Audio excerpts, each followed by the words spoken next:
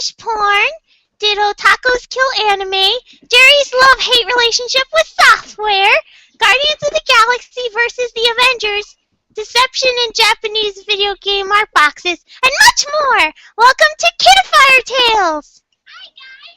Welcome to Wankathon. And Whoa. there we are. Jesus. Okay. Oh, there we start. Oh, there we go. I don't know what to say to that. Hi. You just blew a load, didn't you? Yeah, I totally did. I sort of did. I stopped myself though. Before we even start, there's something absolutely glorious that I want to play for you guys. And I tweeted this picture out this morning of Patrick from SpongeBob when he did the "Is mayonnaise an instrument?" bit from the Band Geeks episode. And well, I posted a picture that says Patrick saying "Is mayonnaise a gender?" and someone actually did the voice and sent it to me. And here it is. Is mayonnaise a gender? Just God, that was brilliant. But anyway,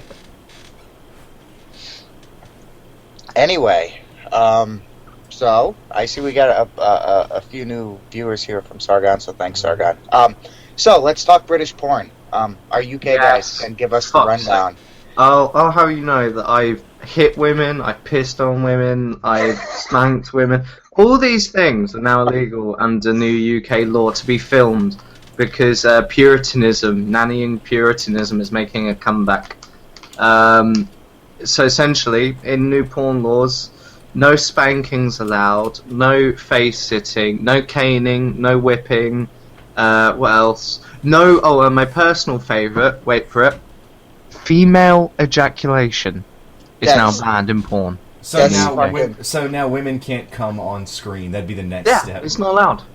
Wait, though, can women not come, like, not all women squirt, so is it just women can't squirt? Only squirters aren't allowed anymore. But they can still, like, get off. They can still orgasm. Not if those people have anything to do with it. Pretty soon they probably won't. What is going on with your porn? I don't know. It's really, really strange, honestly. I don't get... Because the thing is that England itself isn't a shy country. It's very... Like, when I was in fucking Portsmouth, there was 3 kink shops, like fetish shops, in the one high street. So apparently, Portsmouth fucking loves fetish shops. And also there was 2 fetish bars. Only went to one. Didn't like the drinks, but nice people. I tried to use their toilets once, and I asked the bouncer, "Excuse me, mate, where's your toilets?" And he said, "Right here." And then he just got down and opened his mouth. It was weird. It's quite funny. At the end of the article, the feminists are complaining because face sitting is now banned. Well, to be fair, at least me and third wave feminists have something to agree on now. Let's fight for facing, guys. Absolutely. Let's fight for the campaign. Let's fight. Literally, let's fighting love. We need to start that hashtag, fight for face sitting. Because, I mean, you can't sit on a guy's face. Like, a woman can't sit on a guy's face in a porn movie. By that logic, a woman can't sit on a guy's or girl's face. Oh, I guess you're right. So what does it do to 69ing? Like, is there going to be no more 69ing? Well, no, that's not technically... No, that's technically not face sitting. Because face sitting, I assume, is when your knees are down, like, and you're, essentially squat over. So the difference is, rather than your back being propped up, you're, vertical or horizontal. Yep. That's the difference? Probably. Because facing's, at least as far as I know, is more than a general arse thing. So, It's fucking dumb. It's really stupid. I still don't get why female ejaculation got banned. That is probably the oddest thing. Oh, notice one thing though on that list, that the one that there's water sports porn is now banned. However, scat porn totally fine. You can still shit on them with the film. I don't understand that. Don't come. Don't spank. When you gotta go. When you gotta go, I guess. Yeah, like you can't squirt, you can't piss on them, but I mean. By God, you can take a shit on them. Shit. Yeah. I don't understand. So Sour asked in chat, and I'll ask you Yeah, guys. What was your? Go ahead, Sour. You asked. I want to know, what was your porn like before the ban? It's still Exactly the pretty, same as everyone else's. Are Yeah, you sure? Like, there's nothing different, or? Well, no, on Almost. TV No, you it's- couldn't. On TV you couldn't show like on the porn channels you couldn't show actual insertion. Oh, okay. It was mainly softcore basically on television, But and it's still pretty softcore in the magazines as well. I mean, we've had to deal with like Mary Whitehouse and all sorts of shit. You know, it's and now we're basically entering that age again. They said it was a moral decision basically to do this. Oh. So it's quite funny. We live in a secular fucking country. Yeah. And, you know, Pigeon, you forgot one other thing that was banned as well. Fisting. Yeah, but that's like the less egregious one on that fucking list, you know? I'm gonna punch you in your fucking twat just as hard as I can from the inside. But as long as you're not filming it, you're fine. Yeah, you just can't film it. Well, the other thing that I don't get either is, so a man, I'm assuming it's a man can't talk derogatory towards a woman. Oh yeah, And no, it made- that's and the it- weird thing. and it I made would've been special- arrested. And it made special mention of even if consensual. Yeah, even if consensual. So, like, if two consenting adults say, we're going to film ourselves and, you know, you're going to tell me I'm a slut and I'm a whore and I'm a dog and I'm this and I'm that, that's illegal? Like, Yep. Even if I your don't- other partner agreed to it, it is illegal in the UK now. Why would they do this? Like, I have no idea. I don't know. It came completely out of left field. I'm assuming it's some conservative, some kind of attempt No, to get but- more votes. But like, don't the porn industry over in England have some sort of lobbyist group that can try to, you know, pay off this whole situation? I Or think so, but apparently they don't have enough fucking money. I mean, Well, it's there's no funny lobbying. because- It's funny because back in the conservative sort of era, the conservatives were the most twisted fucking fucks ever. There used to be so Yeah. many scandals surrounding conservative politicians, you know, going to brothels, being chained up, all sorts of fucking shit. So it's just quite funny that the moral majority is actually the most twisted fucks in the sack. So, you know... These are the same politicians that not too long ago had a pedophile ring with about 160 imported people in it, a lot of which were MPs, by the way. And also, sorry, one more thing. Also, in some reporter actually went to the House of Commons bathrooms and took like drug swabs. Like he swabbed all the cisterns, and they all tested positive for cocaine. So they're all coked off their tits, fucking little children, and then they're telling us, you're not allowed to spank that lady. or pee on her. Because, I mean, everybody likes to pee on people. Well, it was the BBFC, wasn't it? So I don't know if it was politicians. It was the BBFC that agreed it. BBFC? Yeah, Yeah, the ratings board. Okay. mansplain us. Which, to be fair, well, basically, you know how we actually have proper video game ratings, you know, like, unlike every other fucking country. It's just 18, 15, 12, and then Yeah. what's the other one? Well, Three. there's PG and U. Mm. But those, I mean, that's part of the reason, and that links into what happened with the target, you know, with Australia. They don't have a proper sort of system with regards to... I think that's true. They don't have a system they that's don't have similar one to for that. 17 plus. That's it. Like where most countries have 18 and or 17 plus, they just don't have that. So you're either 15, 12, or you can fuck off. Like if you're over that, you don't get to publish it. And it's not because it's illegal per se. It's because there's no classification point. It has to be classified.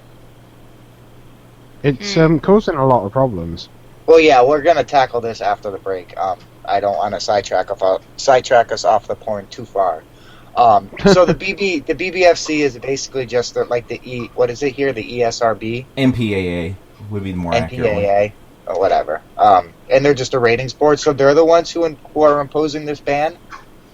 Yeah, they, Sorry, I mean, they've done this kind of stuff before because they had there was a lot of banned horror movies basically back in the days of Mary Whitehouse. I think what was it like the Vimco Vault of Horror? I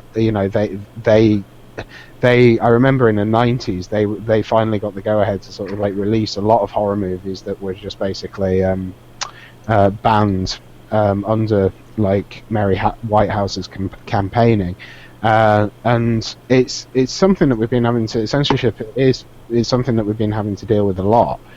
This isn't the first time, and I think this will have a bit of a blowback.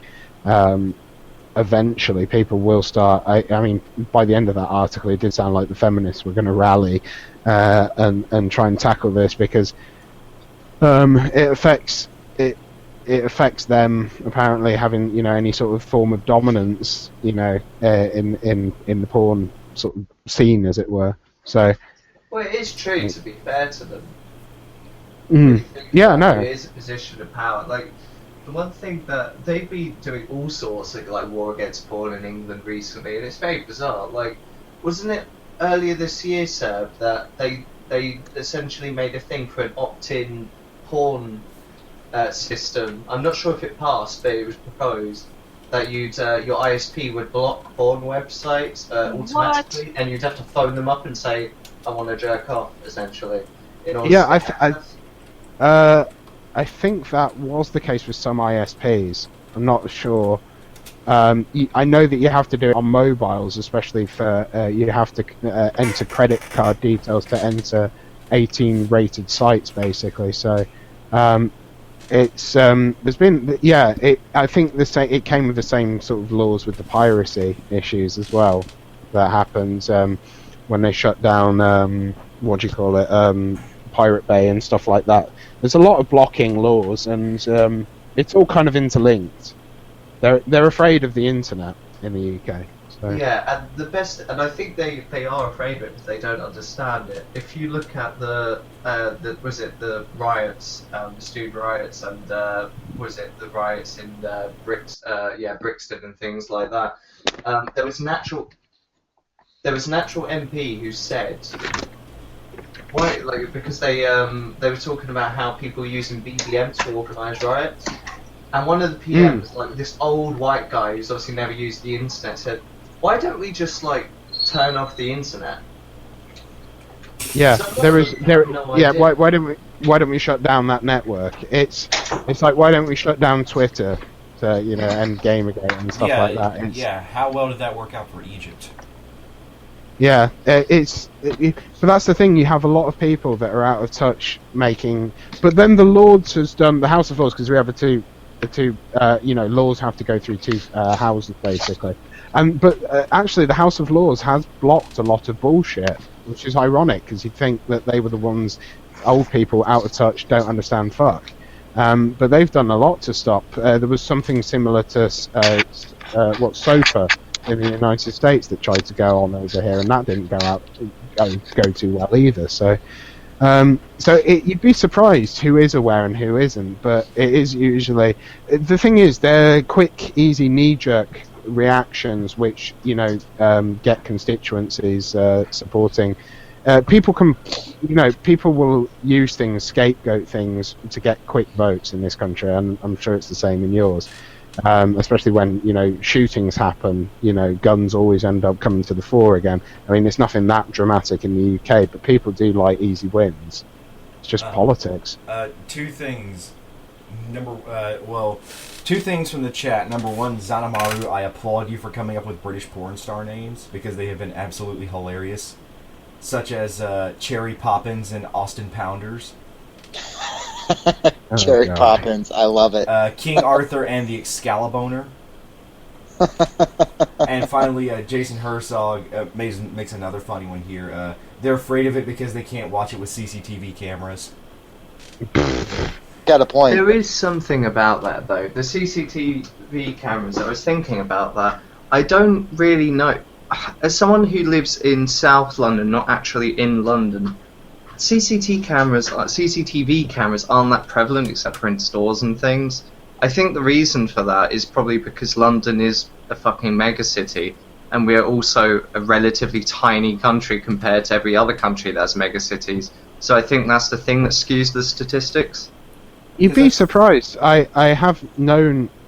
You say that, but then again, I've known somebody whose wife operates the CCTV cameras, and they're pretty intrusive, even cities in Oxford. Oh, So, really?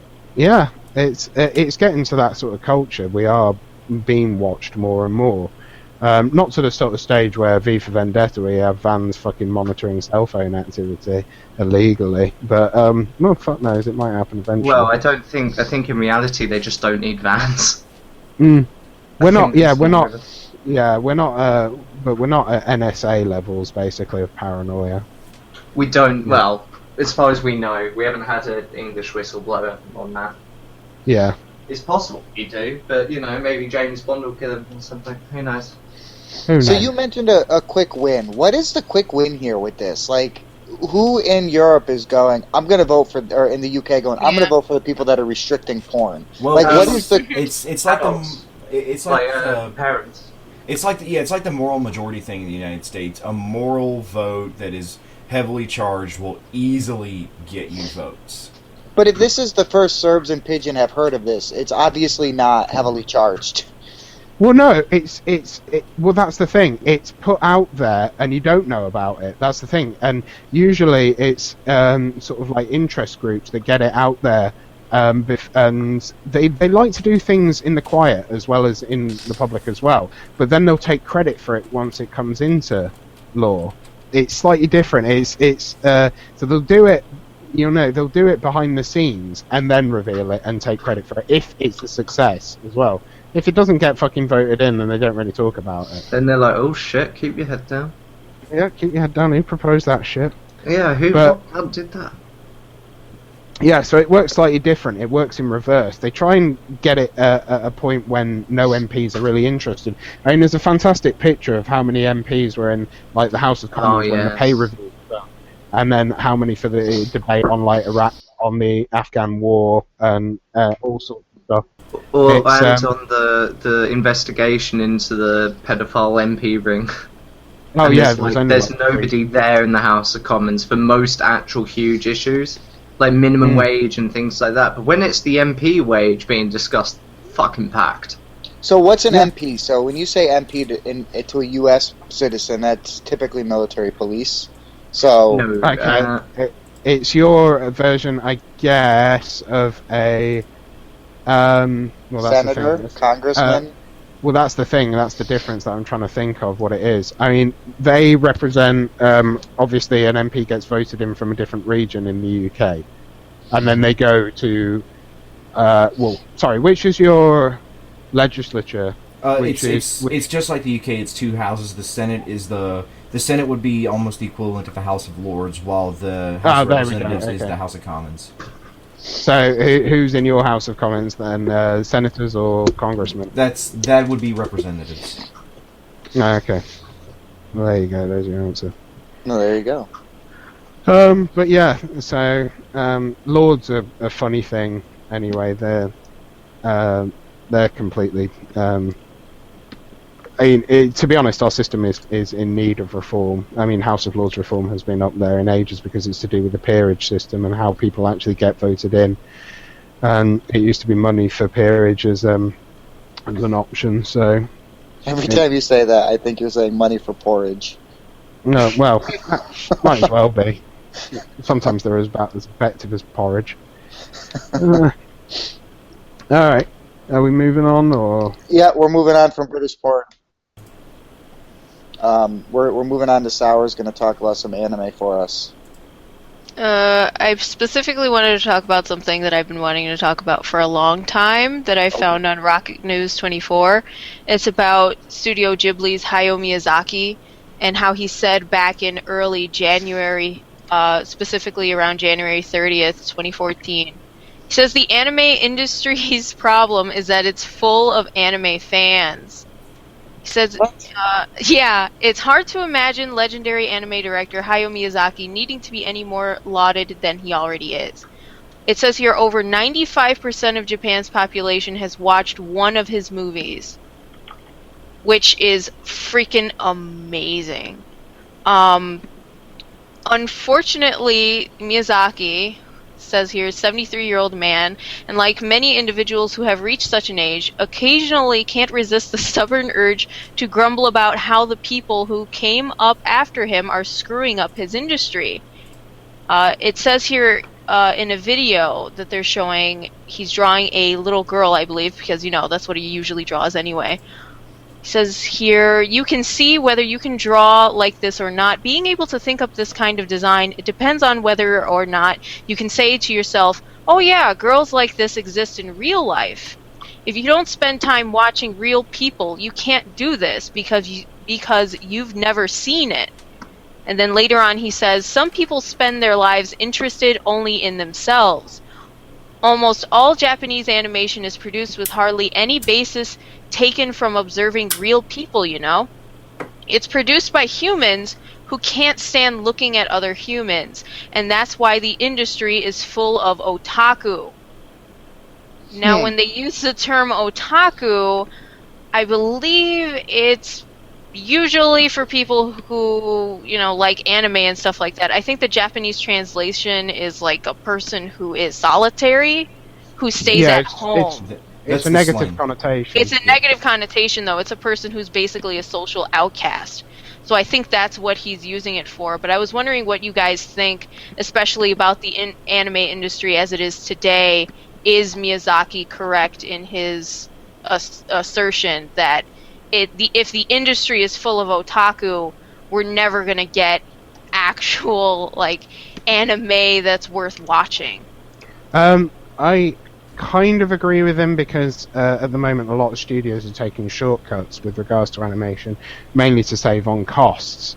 There was quite recently a Kickstarter to try and fund a new project, kind of Ghost in the Shell type-esque one, but they went there to try and fund something that was slightly different and not run-of-the-mill, and the animation there looks fantastic, looks gorgeous, in comparison to what we're seeing with he has got a real, he has got a point that they've got to a point where the market is saturated with clones. I think it's kind of at a point where some people are criticizing the gaming industry for churning out AAA type stuff constantly. He's hardly fringe. I mean, his products have been, his productions have been the staple of anime. His production is big enough to where the studio he works for, Studio Ghibli, has been bought out by fucking Disney. Mm. But yeah.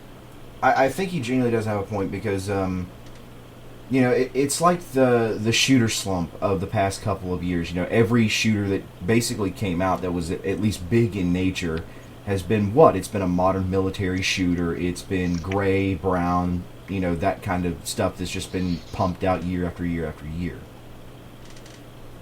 Yeah, exactly. I think that is kind of the main issue, is that it's like a lot of industries, they have this problem where even with things like movies, you're kind of getting to the point now where you see a lot of the same kind of movies, because the people that were originally making a lot of these movies, it was kind of, for the most part, it was a new frontier. There was a lot of new ideas, inspiration kind of came from different art forms and things like that.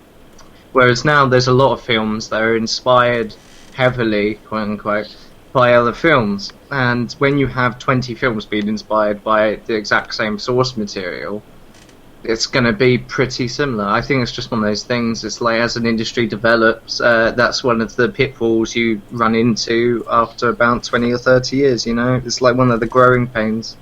I think digitization has made it a bit of an issue as well. Wait, why would you say that? Because it is easier to copy and paste. Oh, yeah. And look at the number of cheap straight to DVD kind of animes there have been. The Appleseed series was the first to start that, and the first one was fantastic. It had really good production values, but now it's gone to one of the studios that does, that did the sequel to the Swap movie basically, and the same with the Starship Troopers anime that was also 3D. It just seems very cheap. You've only got to pay for a voice actor and a lot of rehashing of digital sets. I mean, I don't know. I mean, Miyazaki's work is pretty good. I don't particularly like all of his movies. Just put that out there, but there does seem to be a lot of effort into the art that goes in there. But digital's bound to make it easier. So I guess companies are going to fall into. I mean, because funding for animes, they've got to know that it's going to sell, and they're going to try and keep it as cheap as possible. Speaking of that, it's time to actually move on to the next kind of stuff. It's my kind of Gainax fanboyish thing that I love, because as far as anime goes, like, yeah, I like Studio Ghibli, but I'm a huge fan of Gainax. I like Fully Cooley, I liked Evangelion, Kill La Kill. Even though Kill La Kill wasn't directly a Gainax animation, I mean, come on, it was made by the two guys that made Gurren Lagann. I mean, it's obvious to see what it is, and if you look at what they do, they actually do something almost wholly unique. They do a very kind of, it may have giant robots, or it may have something to do with space or penis symbology or whatever. Yes. But it's Is that a dig at aliens? well, no, actually, it's true. Look at Gurren Lagann. A lot of those ships are just blatantly penis-shaped. Yeah, pretty much. But they all end up being this kind of weirdly introspective series. Like, Fully Cooley was about, even though in all its craziness, was about the transition from childhood to adolescence. Kill La Kill was like, it's okay to be a little bit crazy because that's what makes us human. Evangelion was owning the fact that you're going to become an adult and there's nothing you can fucking do about it. Although I'm still going over Evangelion because I still have no fucking clue what that show is about. Yeah, it's well, just watch the last movie. It's a massive head fuck. It is. It's nothing but a head fuck, and that's what Gainax does with a lot of stuff. It's just massive head fucks. And then the other thing that I wanted to is my kind of, because I've been playing some of their stuff because I caught it on the Steam sale, my love-hate relationship with Introversion Software. Because Introversion is one of the first kind of huge indie companies that they make a lot of unique content, but yet all of their content feels almost exactly the same. Like, you've got Darwinia and Prison Architect, which kind of feel like the same game basically, but then you've got a game like Uplink, which is about hacking and stuff like that. Introversion is one of those companies that I want to like, but they try so many different directions, and not all of them are necessarily good. But at least they're taking the risk, and I'm happy for that. But at the same time, some of their games aggravate me to no end, and I just want to throw my computer out the window. Oh, come on. Uplink was amazing. Uplink is amazing. It's just the difficulty curve in Uplink is just crazy. Oh, yeah, but that's what makes it so amazing.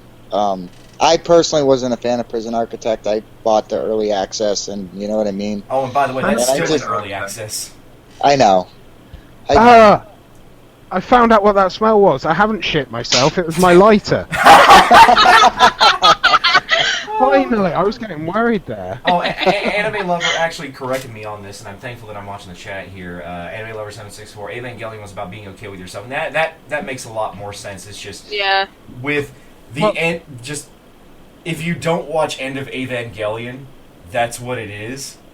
But then you watch End of Evangelion, and it's like, what the fuck?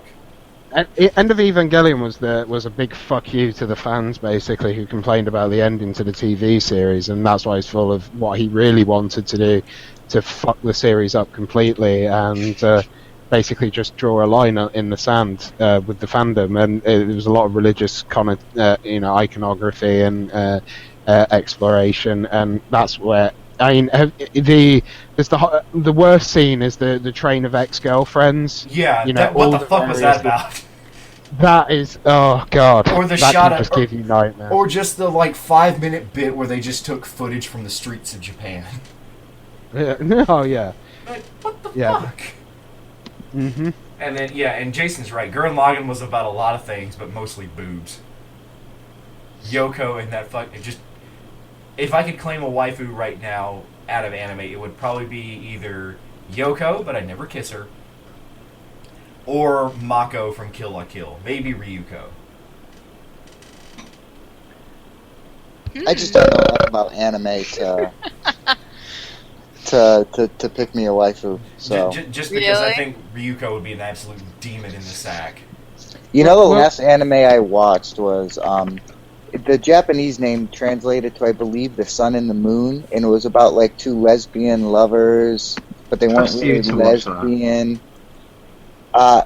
Kanazuki no Mio or no Miko. Yeah, Kanazuki no Miko was the last anime I watched. But now it is time for Pigeon to actually talk about what he had Movies. this week. I Movies. watched, I watched The Avengers and the Guardians of the Galaxy. Well, I watched, sorry, let me rephrase that. I rewatched The Avengers and watched for the first time Guardians of the Galaxy. And this is going to be not a very popular opinion, I really hated The Avengers. I just thought it was boring, honestly. I thought it was boring. I thought it was way too long. I didn't think, oh look, the characters are talking to each other. This is so fuck off.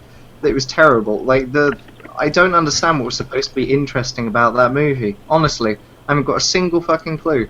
And then I watched Guardians of the Galaxy, and I was really pleasantly surprised. The thing is that with most comic book movies, you're going to get a simple plot. There's not going to be any huge, spectacular, cerebral twist at the end.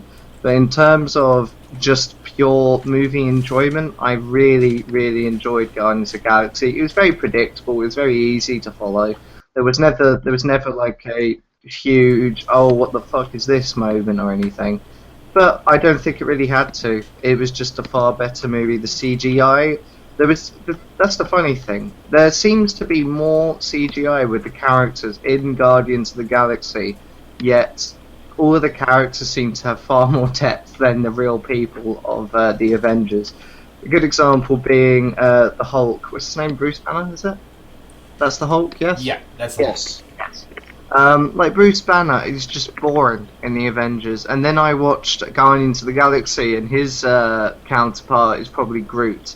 And Groot only says 3 bloody words throughout the entire movie, and that is "I am Groot." And he manages to have far more personality than Bruce Banner and the Hulk did. It was a really good movie. I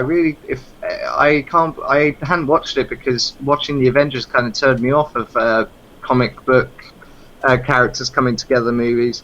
But yeah, it was really brilliant. Guardians of the Galaxy was very funny. I wouldn't say very funny, but it had humour and it had the ability to kind of take itself seriously where it needed to. It was fun.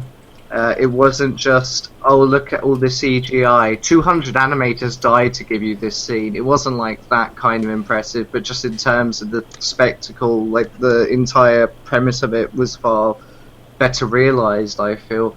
I know, it was just a really, really good movie, and compared to the Avengers, Loki can suck my dick. I really didn't care watching the Avengers. All my friends loved it. And I watched that kind of expecting to like it, or I was kind of going in expecting, I've heard this is really good. Yes, I know, and chat just said, but the Loki and Hulk scene. Yes, I did enjoy that. I thought that was very funny, but that was it. That was the only scene I will ever really remember from it. I think the rest of them were just kind of drab. Really, it didn't feel like there was much point to any of it. Guys, It I'm bringing was- the party to you.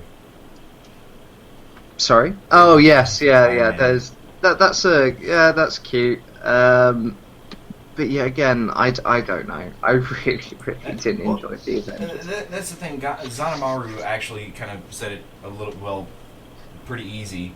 To really get invested in the Avengers, you have to watch the movies leading up to it. And you think that's a valid argument? Yeah, I've seen the Iron Man movies. They were quite good. I didn't watch the Thor movie. I think I saw Captain America. Those were surprisingly good, and I hate Captain America. Just as a character, he just Where's seemed... the fucking Union Jack movie? Yeah, it's actually a Union flag if it's on land, you cunt. No, I mean, that's the actual name of the superhero, Union Jack. Yeah, I know. Fag. And the thing is, Guardians of the Galaxy was far more fun, the story was far more engaging, the characters were great, Rocket was a brilliant character, and he's a fucking CGI raccoon. And then you have in in the Avengers you have Black Widow and Captain America and Thor and Loki and Iron Man. It's just, I don't know. It seemed I think this just goes back to my theory that Joss Whedon just ruins everything he touches. Alien Resurrection. Shut the fuck up! That movie didn't exist. It doesn't. That was killed. That was killed in pre-production. Is erased from existence. But now, for our final, just personal segments, we've got Serb coming Not up. final. Oh. Not final. Fuck you. What about me? Kobe, excuse me. I had the. Yeah, that's right. You're up next. Are you Yoko Onoing the fucking guy Yeah, who I'm Yoko started Ono, this? you boss.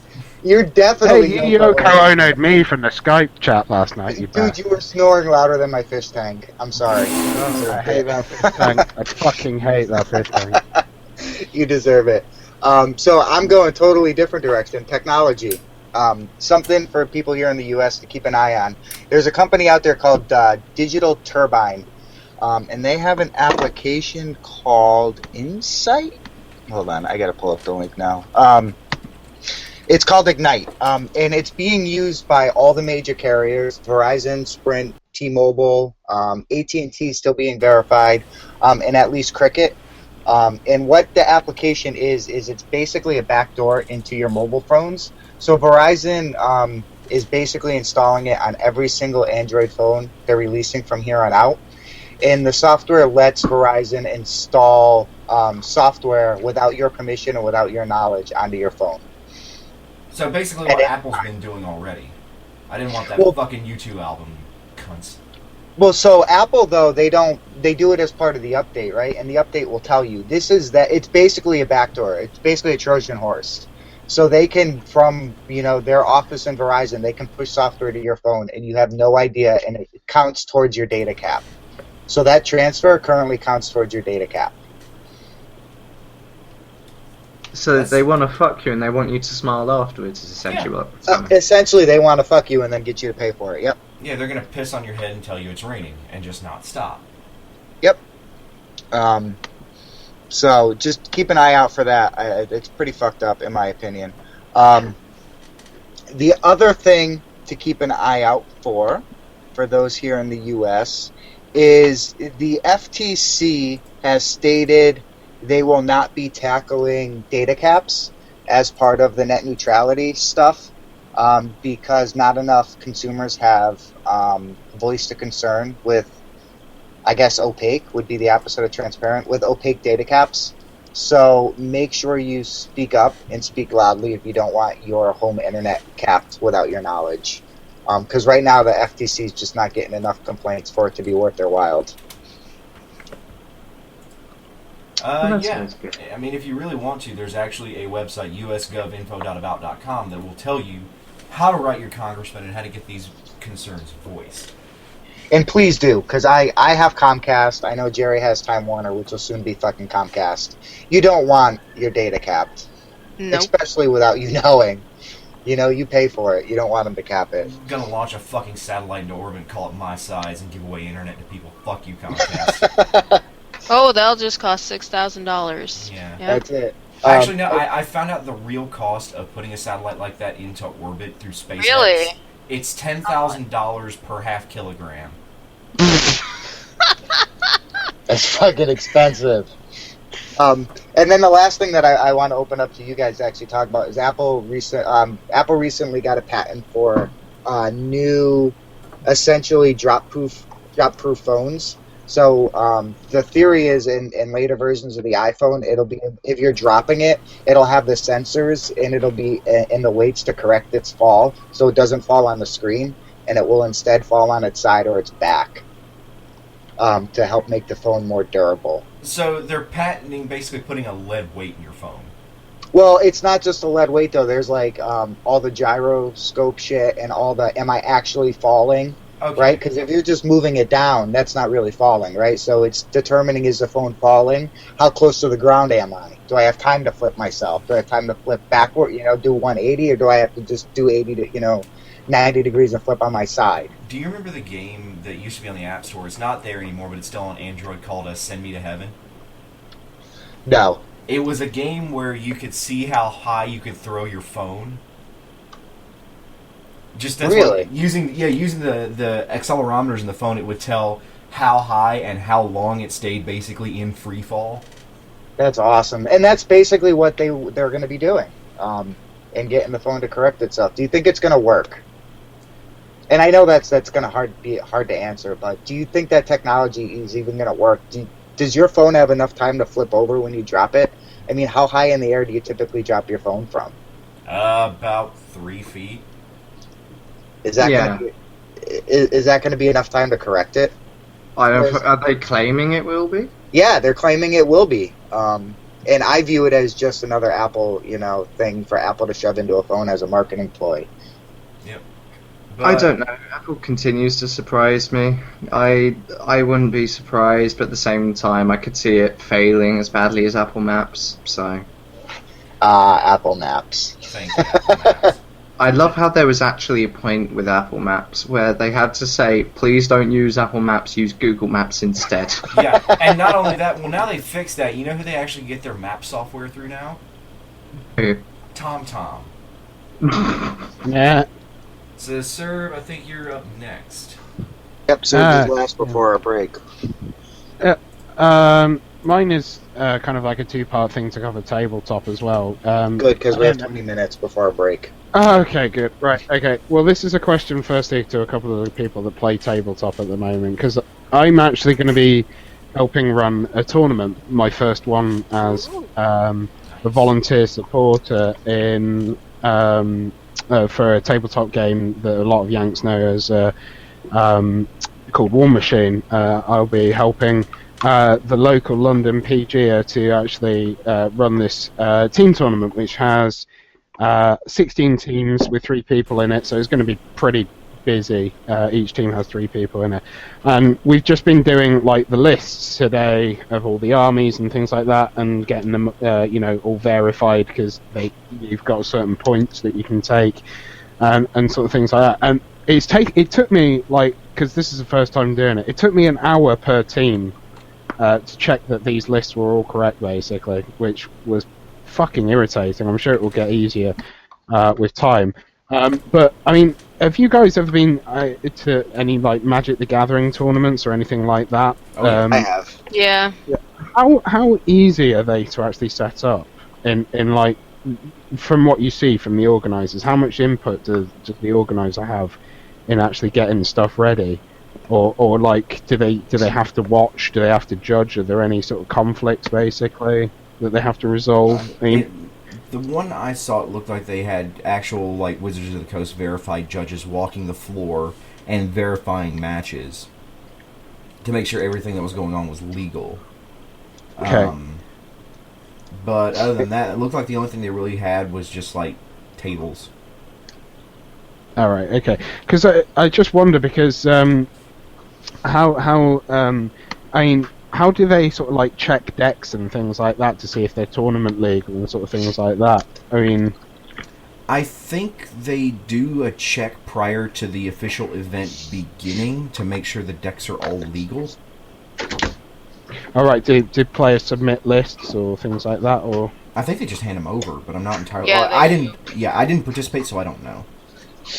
The one I went to, we just handed the deck to the judge or a judge before a game. So I typically played, I don't even remember what it's called anymore, but it was like Speed Magic, right?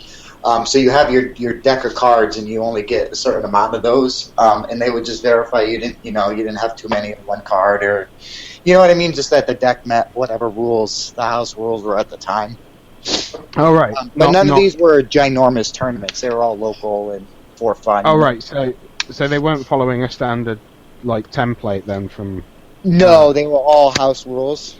Oh, okay. And Joaquim in the chat says a judge will randomly spot check you as well. Oh, okay. I can't imagine that. I can imagine that's quite difficult though if you're in the middle of doing whatever it is with the cards. And how does a spot check sort of work? I think it just may be a spot check while you're not playing. All right. Okay. Just between matches. Oh, And okay. then Joaquim also says that players submit lists of their cards as well. Right. This one's going to be kind of interesting for me because I'm going to be walking around kind of like a sort of judge. My knowledge of Well, yeah. Well, there is an actual judge because there's a difference between an organizer and a judge at these events. A judge is actually a guy that's actually taken a test and has been certified as a judge. So his knowledge is going to be impeccable. A press ganger is mainly there just to sort of set up the tournament and make sure that it's smooth going. Basically, there's any disputes are solved, and all the tables to set up the objectives and everything's and they can be called over for questions because it's an open information game. But it is quite since there was quite recently there was an event that was actually filmed. It was the World Team Championships of War Machine, and it was filmed, and a lot of what happened in that tournament was scrutinization of scrutiny of players that were actually being filmed, and one of them was actually found to be cheating. So it's going to be quite an. This is the first tournament that I've had where I'll be sort of like watching more people's sort of because. A lot of celebrities came to the defence of this guy when he was quite clearly cheating in the War Machine community, and it's I'm going to be. I think a lot of the judges there are going to be watching more of the play that happens to make sure that this doesn't happen again. So I'm just kind of interested in how Magic the Gathering works to stop sort of cheating and things like that. Because from what I see, the tournament that I'm going to be actually involved in, there's a lot of work that goes on behind it, and I was just trying to see about a sort of comparison between Magic the Gathering. So Yeah, like I said, mine were all at a local card shop. Maybe 20 guys, 25 guys, and one chick. You know what I mean? So it's really hard, and they were all house rules. And it was always speed magic, so it wasn't like standard rule. It's hard to say. And it was for like a pack of cards. So it's not even like there was a reason to really cut down on cheating because it's like a $5 pack of cards. You know what I mean? And mine were official sanctioned tournaments by Wizards of the Coast at Escapist Expo. So and those were big prizes too. I know that there's not big prizes, but there's kind of like a lot of on the line for these sort of tournaments. This one's a team tournament, so there's a lot of people coming from the southeast go into that, and there is some sort of recognition in these like some of the top players that go into that. And it's just at the moment the community is still in a bit of flux after that cheating, and there's also been a quite interesting thing that's happened with a large event that's going on next year, but I'll touch on that on another time. The other thing that I was going to basically talk about before you do, Jackie made a great point. Players are essentially their own judge, so if a player thinks the opponent's cheating, they're going to raise their hand and say, "This guy's fucking me." It's a lot more different in the War Machine community because to call somebody out for cheating. This is why this is only the first time that it's actually been noted because they were filming games. Sir, you would have to watch that game very closely because it's all due usually to the measurements of how people are moving. So and it is because I mean playing the game, I can see how people can cheat, but it's what the other person sees on the other side, and it's also if somebody does decide to cheat, and they have a celebrity or they are well known as a tournament player that's won a lot of tournaments. There's a lot on the line, a lot of ego and a lot of cred when somebody sits down against somebody who then potentially might see something that's and want to call them out. I've seen that happen loads of times, basically. So. People be browbeaten into, oh, well, that was a load of shit, but, I can't really call anybody out. I've seen judges come over and pass judgments as well and be turned away, just to go, no, that ruling was shit and things like that. So there's a lot of ego that sometimes tries to overrule the rules as well. So it's just going to be quite interesting to see how people react. But this is kind of like a more friendly tournament. But going forward, I'm going to be doing more sort of national things as well. So it's just going to be, and it's about my own knowledge as well to make sure that that's up to date. The other thing I was going to talk about was linked to basically the deception of Japanese box art, basically on video games. Because we've had this conversation before, me and Code, about I actually own quite a few Final Fantasies, but I've barely ever played them past the first couple of hours, and I've always been suckered in by the box art. There's a lot of articles online by clickbaity sort of sites like Games Radar and Kotaku and things like that say, when the same video game launches in two different regions, language isn't the only thing that must be translated. So too must the game's box art. Why? Because what sells in America might not necessarily sell in Japan or Europe, and vice versa. Now, looking at this, everybody tries to claim that Japanese box art just looks infinitely better, and sometimes it does, but sometimes when Western games get released over there, it still looks just as shoddy. But in Europe, we tend to get the same box art, basically, as Japan.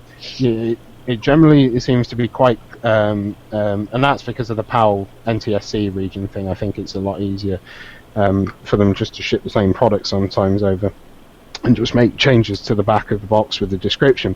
But I just wanted to talk about how, if anybody here has ever been sucked, I know digital downloads are making it a lot less easier, but when you're in the shops, did anyone here get sort of like suckered into buying games, based on their box art, and then were completely like utterly disappointed?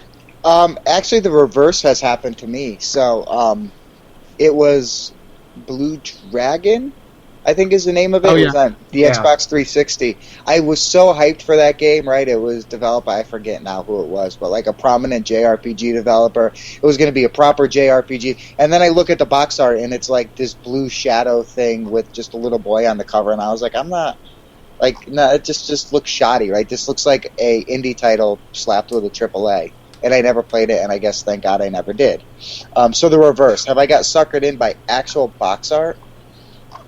I think that is probably what got me to buy Skies of Arcadia for the Dreamcast so long ago. So thank God there, because I loved every second of that, and I could play it every year and still jizz all over the cover. I can tell you right now, on digital downloads, I got suckered in by the art of Terra, and it didn't disappoint with the artwork. That's true. Because You Terra, saw the lollies, didn't you? yeah, I mean Terra. If anybody in here has ever played Terra on PC, it's an MMO that's essentially like WoW, except it's skill-based shooting rather than, probability-based shooting where you stand there and whack something until it dies. Well, there is a fetish in that game for basically everyone, and I'm not kidding. But it all looks absolutely gorgeous. But they didn't tell you about just how fucking repetitive the gameplay is. Well, of course not. Because it's an MMO, I kind of expect that, but still. It was a Korean MMO as well. That's the thing you've got to expect. Yeah. The entire race of nothing but lollies and the entire race of nothing but furries. I just played the gay elves. Oh yeah, I did too. I named my elf Quirian.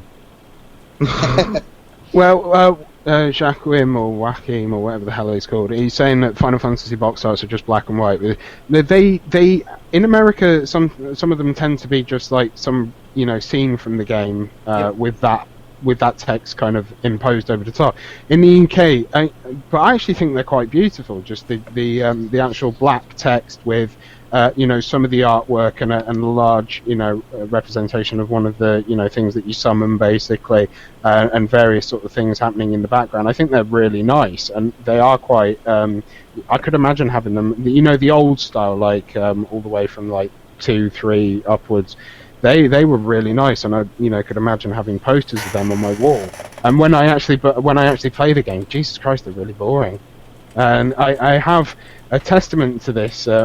This idea that Japanese box art is better, because I've got fucking umpteen Dreamcast games that I've either put in and played or never played them at all. I do get suckered in by the art styles of a lot of the people that they actually get into to actually do the box art. I think it is actually quite it was during the time before digital downloads quite an essential part of selling a product. In how its box art is actually portrayed. Not so much now, and with, you know, as I say, with Steam and things like that, it's now down to sort of screenshots and things like that. So But it's still concept art. It is very similar, though you just don't get the back of the box really. You still have things like the main concept art with the game's title and logo and style and everything there. It's Yeah, just I mean, not. with digital games, you still do have, like Pigeon said, you still have a sort of box art, right? You've got, so when you go to Steam, you've got, you know, that first image you see, which is typically not a screenshot. It's still like CG or what you would see on a box art, right? And even still, a lot of the screenshots are doctored, right? At least on mobile, maybe not so much on Steam, but like on the App Store on mobile, a lot of them are doctored and things. You know what I mean? So it's just, it's more of the same. It's more box art, if anything. But if you're online, you're generally sort of skipping over those type of things because you probably already have an idea of what the game already is going to be. You've already been exposed to it. In the shops, you know, if somebody hasn't, like for instance, parents buying, you know, Christmas games, they'll generally buy something that they think the kid is interested in. Sometimes just basically on the cover, if they have no idea what the kid actually wants. Like my parents have literally just bought some DS games for the kids, my sister's kids, and they don't know anything about video games, and they went by obviously what was popular at the time. There was a Disney game in there, and they also went for like Mario Kart and things like that, just based on, you know, how they looked on the box without any prior knowledge. So there are those consumers out there that the box art still, I think, definitely, you know, is important to these people, so more so than the digital side. I will say one game I know for a fact I bought on box art was Mario Party, whatever number was on the GameCube. Maybe that was the first? Then it was 7. 7? Did it have a mic? I don't remember. I mean, It come was on, that was 7. so long ago. But I said, did it come in a giant box, like a bigger box than normal? Yeah. Yes, it did. So then it is 7, yeah. It is 7. Whatever one was on the GameCube, because that was the first I ever heard of Mario Party, to be honest, was when I bought it, because it looked awesome, and it was. So I can't say I've ever bought a game on box art and been disappointed. I admit that, yes, that has absolutely happened to me, and it was a fucking awful game, and that was Mission Impossible Operation Surma for the GameCube. Holy fuck, I wanted to kick myself in the head. It looked like shit, and this is in the later GameCube era. The game looked like shit. The controls were god-awful, and the story was just like, I just want to fucking just wrap the controller cord around my neck and hang myself. It was bad. I mean, it was... Was that for autoerotic asphyxiation as well? Or did you just... Do they have that fetish in Terra? Probably. Do they have that fetish in Pennsylvania? Yes. In Pennsylvania, they have everything. Yeah, let me go No, they don't. They have nothing. No, they don't. Not from what we've heard about Pennsylvania. So as far as the fetishes in Terra, you've got the tall, gigantic, you know, double D-titted high elves. You've got the and the men look just. You can look at them and go, just damn, those guys are flaming. You've got the entire race of nothing but lollies. You've got the entire race of furries, and then you've got the Castanic race, which is like the half demon race. But they're shorter. They're just a little shorter than humans, but they have like no boobs, but they have both genders. Oh, if they don't have boobs, they're not a woman. I said Well, it. they have noticeable boobs. I'll put it at that. Okay. Ugh. So yeah, Serbs, I think you're the only one who gets suckered into box I think art. I do. I do with regards to Japanese boxes, and even as of late, even. You know, when I do go around the game store, like Final Fantasy, what was the last one before 13. Lightning? 12. Yeah, I got suckered in by 12s too, because that game was... The box art looked good, but that game was shit. I No, have a fuck question. you. Go ahead. I have a question. I like the idea of JRPGs, like the turn-based JRPGs. However, I've never had a huge exposure to them. As someone who's borderline autistic with their love of grinding and farming and things You'd like love that, them. That's it. so You'd love them. which game would you recommend? Going from left to right, which game would you recommend? Starting with you, sir. Which game would I recommend? I mean, God, what do you want though? like proper RPG, or ones which have like RTS elements, or No, like a turn-based RPG, like you know. Do. I Shall we come back to you with the suggestion? yeah, come back to me Okay. because Sour, do you have any idea? No idea. None. Jerry? I'd go with the older school Final Fantasies from like 9 and back. So which one would you say was the best in terms of its gameplay? I don't give a shit about their stories. In terms of gameplay, 9. 9. Okay. Wasn't that the furry one? No, it was a just, monkey. Your main yeah. character was a monkey. Yeah, it looked a little more cartoony and it was a lot more fun. Okay. But then again, if you listen to Jay McIntosh, you know games don't have to be fun. Code, you? Do you have any recommendations? On gameplay, then in not story, that's hard because all JRPGs from a gameplay standpoint feel very similar. Final Fantasy X, and I'm going to say Final Fantasy X because it added some elements, right, like being able to change your characters, and we're past the break time, but whatever, I can finish this. You could switch your characters in and out of battle, and there's a fuck ton to do. Like, so if you like grinding and shit, there is a fuck ton to do in Final Fantasy X. Plus, the added bonus of the story is phenomenal. alright, I just want to add mine in before the break. Then I've remembered it. Valkyria Chronicles. Great No, fun. I love Valkyria Chronicles, but that's really not an RPG purely either. But because it has more sort of RTS elements Yes. as well. No, it would be either Xenoblade Chronicles, which is coming out, and which is linked to the Xenosaga series. It's already on the Wii, by the way. Yeah, well, no, the one that's coming out, Xenoblade Chronicles X, is Oh. So you're really the new feeling one. it? What's that? You're really feeling it? It looks good. If I really want a Wii, which I don't, I'd get it. I really want it to come out on something else, but it's not.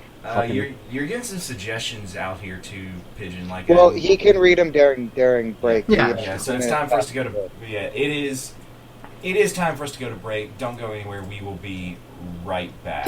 Did Jerry just get killed? I think we just Nah, killed Jerry. we're going to break here, so we'll be right back. Don't go anywhere.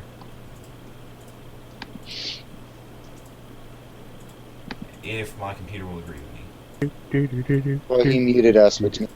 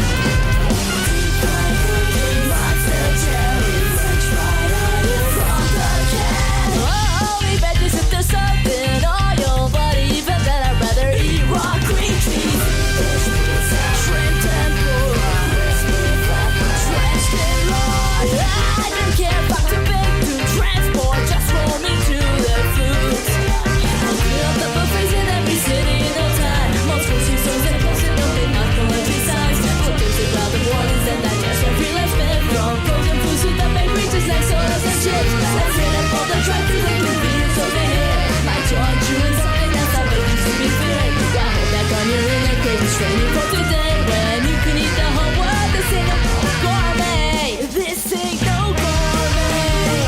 This ain't no gourmet. No ain't gourmet. This is a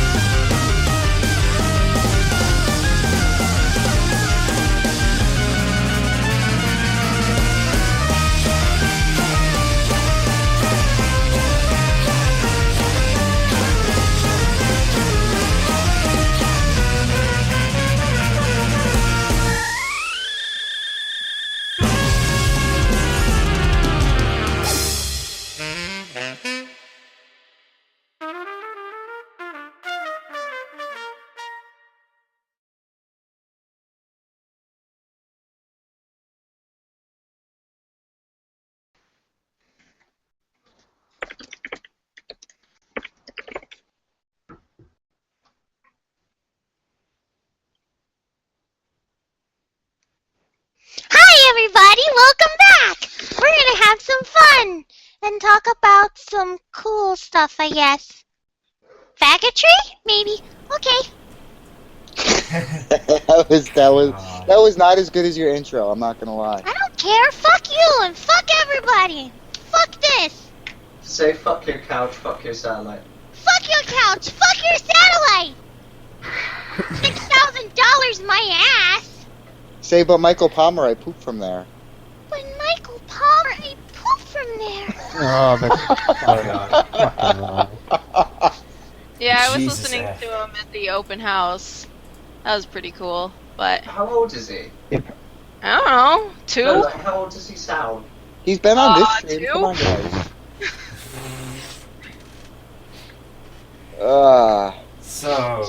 So GTA 5. Yeah, oh boy. Thanks, Who wants to Australia. take that? Who wants to open with the GTA 5? Has anyone shit actually- posting? What's that, Has sir? anybody actually read the statement that they made regarding why they were pulling it? It was like, well, you know, a lot of people have told us that, you know, they want it to actually be on sale. They like the game, and you know, we take their view strongly, but fuck them, we're taking it off anyway. You know. I'm trying to find the statement. I think this is it. Yes. We've been speaking to many customers over recent days about the game, and there is a significant level of concern about the game's content, said Target General Manager Corporate Affairs Jim Cooper. We've also had customer feedback in support of us selling the game, and we respect their perspective on the issue. However, we feel the decision to stop selling GTA 5 is in line with the majority view of our customers. We respect your opinion, but fuck you.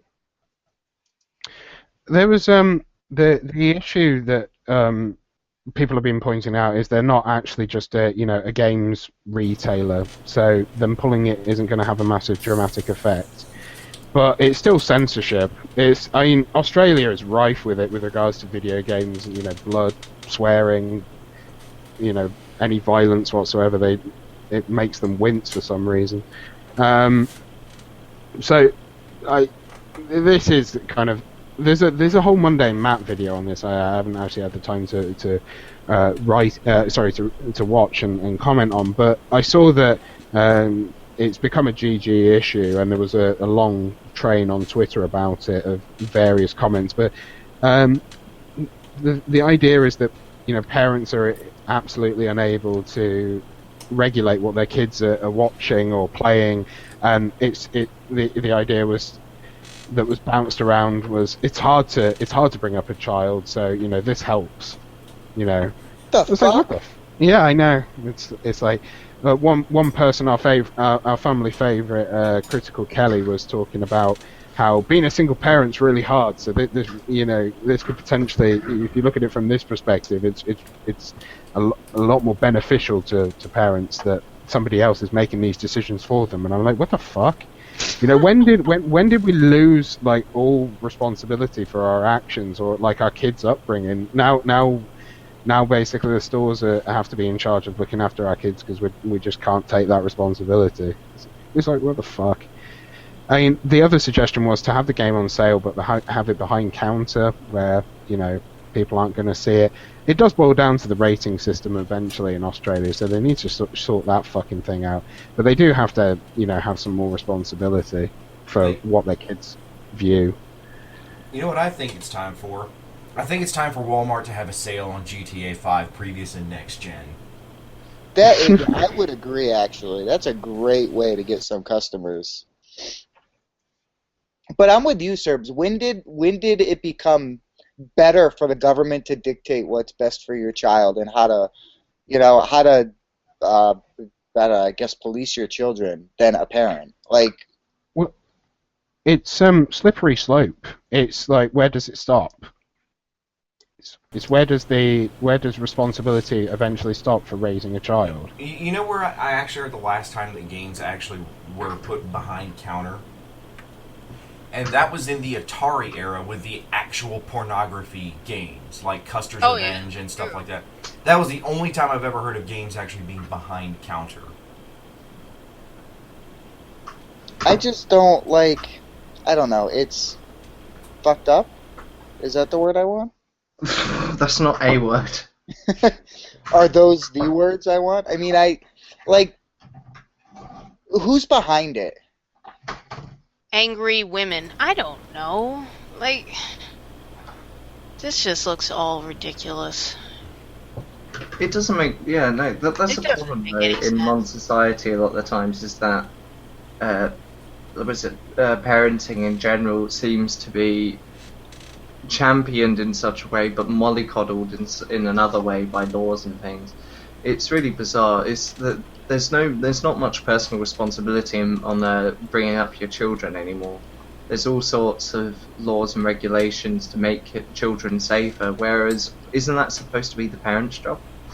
Last time I checked, it's like when you see a kid that gets kidnapped, it's like, where were they? Oh, they were just outside school. Oh, then that is awful. How about if they're down at the park and they were down at the park till 9 in the evening and then they got snatched? Well, whilst that's still horrible, you should have been a better fucking parent. It's like I saw a video once. Sorry, yeah? Oh, sorry. I'm really sorry for interrupting, but I've just actually read an article here, very briefly, that just said that the petition came from sex workers in Australia, and also people as survivors of sexual violence. Angry women. Yeah, felt the game sent out a dangerous message. Now the line was this concerning the new one or the old one or both? Well, we're talking GTA 5 that was removed from the shelf. So just GTA 5 period, okay. I would only have a concern with it if because prostitution is legalized in America, you've got places like the Daily Star, which is known as the 4 Floors of Whores, and it's a great place and everything, but why is that a concern? Unless we start seeing after people go to the knock shop and pay them, unless afterwards they beat them up and get their money back and leave or run them over, isn't it safe to say that isn't influencing things in that way? Here we go. It's a game that encourages players to murder women for entertainment. The incentive is to commit sexual violence against women, then abuse or kill them to proceed or get health points. And now Target are stocking it and promoting it for your Xmas stockings. If the signature received 44,000 signatures, basically, in support of pulling the game. It was a change petition. And apparently there is an R18 rating in Australia. According to, there was a tweet that was put out to Target Australia. Unbelievable, Target Australia. There is a reason why Australia has an R18 plus rating for video games, just like GTA 5. But we're going back to the Jack Thompson days now. Well, Australia's always been in the Jack Thompson days. Jack Thompson actually got power. One of the actual quotes, apparently, because it also, in the latter half of the article, it does have gamers criticising Target's response. All of you people saying thanks to Target are ignorant morons. Just because it is possible in the game to inflict violence towards men and women, it is noted, this is hardly the objective of the game. I'm disappointed that the game has been removed from your stores. It seems like it is an admission of guilt from your behalf when all you are doing is catering to your customers. These are just quotes basically from video gamers at the end. And then it does basically say, well, there was a case apparently in Adelaide. Teens were arrested trying to replicate the game in real life when they robbed a service station while drunk. While under the influence of alcohol, they thought, yeah, that was a good idea. So they already got a hold of booze illegally, and then you don't think that somewhat factored into their decision? No, complete lack Totally of not. responsibility. No, there. they were like, oh, I saw this in GTA 5 once. They're all straight A students, you see. Wait, They're all wait. brilliant kids. The leader of that gang of kids was 19. And the other two were younger friends. Wait, you said in apparently. LA though, right? What? Did you Adelaide. say No, this Oh. was in Australia, so it's that was in 2013. Oh, poxy bloody Australians! Get a hold of your country, Australia. It's quite funny for an island full of convicts. They really are a bit, woo, with regards to crime these days. I think it should be ingrained in their culture. I mean, Love it. and goodbye, all our viewers in Australia. No. But that is the thing, though. That when it comes to parental responsibility, it's like I saw a video on YouTube once of a skater getting hit by a mum because he was skating, and so a toddler just wanders into his path. It's really obvious where the skater's going. It wasn't like he quickly turned or anything, and he got knocked out, and the skater got knocked off his skateboard, and obviously he hit the kid. And the child starts crying, and then the mother comes over from the other side of the fucking skate park and has a go at the skater and hits him and slaps him and things. And you're thinking, well, where were you, helicopter mum, when your child was just running about a fucking skate park? Surely that wasn't a really good place for him to be running around. You're kind of aware of the dangers, aren't you?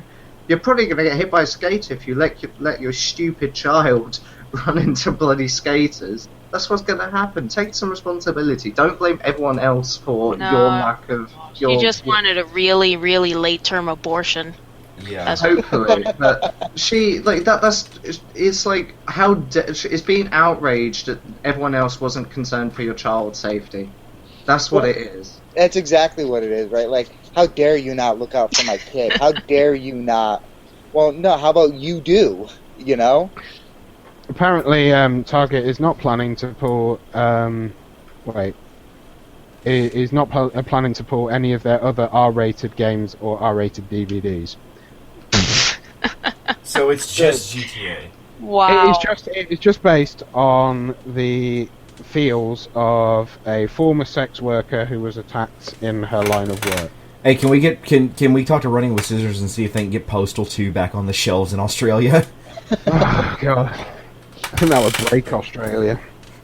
Well, that's the thing. Don't worry. The giant spiders are just going to fucking eat Australia eventually anyway. Well, that was the big thing about Australia. I think it was 2 years ago they finally had the R18 rated games were allowed in Australia again, without any alteration. And then they do this. We are talking about the country that went to war with emus. True. And lost. I wonder what would happen if they changed all the people in that game to emus. Well, then it would be a historical accuracy. Mm-hmm. Yeah. As long as they didn't bleed red. They bled. No, they green. can bleed red again. Oh, okay. Well, There you we go. want to be historically accurate then. Mm-hmm. Oh god. Yeah, I don't like it. It's exactly what Pigeon and all you guys said it is, right? It's parents not wanting to be responsible. But you see that shit here in the U.S., right? Like, a kid fails, and it's never the kid's fault anymore. It's the teacher's fault.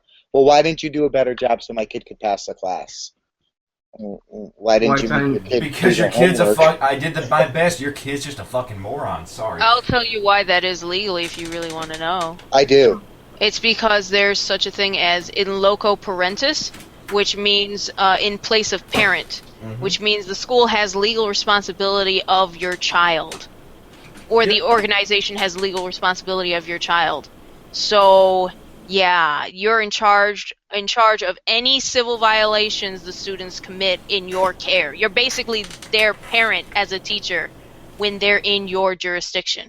Which is why And I I don't mean- want to be a teacher. It's why I want to be a professor. Yeah. I'm gonna say sorry. You fucking failed. But that makes sense for things like medical emergencies. You know what I mean? In times where like this Well, your kid dumb needs. kid is a medical emergency. Well, to be fair, Yeah, you're they right. should lock that fucking thing up. Yeah. But I mean, Seriously, it's like, he's just eating crayons and shitting everywhere. Come on. Yeah, I don't understand that. Though it happens in most Western countries, it happens in the UK as well. Like they were talking about, I had the misfortune of watching Loose Women the other day, and they were talking about violent video games and how, like half of them were like, I check the game rating and see what the game's about before I let my kids play it. You know, like, and then there's one who was like, oh, I don't. I mean, mine's 15, but is it that big of a deal? And they're like, oh, yes, no, you should definitely not. It's like, just with your children, you should be able to gauge when you think that they are emotionally mature enough to play certain kinds of games. Yes. You wouldn't let your child watch I Spit on Your Grave at the age of 9. Or at least I hope you wouldn't. You know? Can I just say that I think that Zanamaru made a good post. Former sex worker and then arrow failure and now feminist. Oh, don't make him feel too good about himself now. Well, it's funny, you've got feminists over here wanting to defend face sitting, and then feminists here thinking that video games are going to fucking change sexual violence towards sex workers. You know, it's Well, why don't they make their Okay. own fucking games? Well, they did. They're just terrible. Oh, don't bring those up. Serpent. No. No. but yeah, it's I don't know. Nobody wants to be responsible for their children anymore. That's pretty much what it comes down to. They want everybody else to tell them what's best for their kid. Because, I mean, I get it, right? You're a single parent. It's hard. You know what I mean? I couldn't do it. You know what I mean? There's no way I could be a single parent. I don't have the patience. I just couldn't fucking do it. It's hard, but it's part of being a dad, or it's part of being a parent. Well, here's what I say to that. Then don't have children before you think you have a stable relationship. I would agree with that. Oh, totally. It's your responsibility that you just because it's hard. Oh, it's hard. I met a guy and after 6 months I got pregnant because I forgot to use protection because I'm an idiot. And then he left me. And now I'm on my own and I'm doing the best job I can. No. If you felt that you weren't going to be able to adequately raise your own child, then you shouldn't have had it.